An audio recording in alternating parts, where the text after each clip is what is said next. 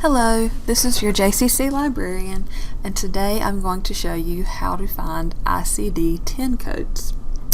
First, we need to open a web browser. We're going to use Google Chrome. And in the search bar, you can type ICD10data.com. Once you're on this website, if you notice this drop-down menu, you can search all ICD-10 codes, or you can limit it to diagnosis codes or procedure codes, indices, drug tables, table of neoplasms. You can also look for ICD-9 codes if you need that. Let's see.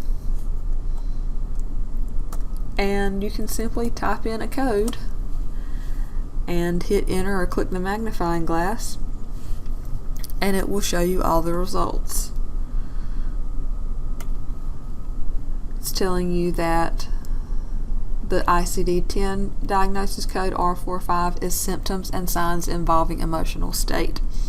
And then it goes on to list the more specific R45 codes that have decimal places and what those mean. You can also search by diagnosis if you don't know what the ICD-10 code is. For example, calculus of kidney, and it shows us that calculus of kidney on its own is diagnosis code N20.0. Calculus of kidney with calculus of ureter is N20.2, so on and so forth.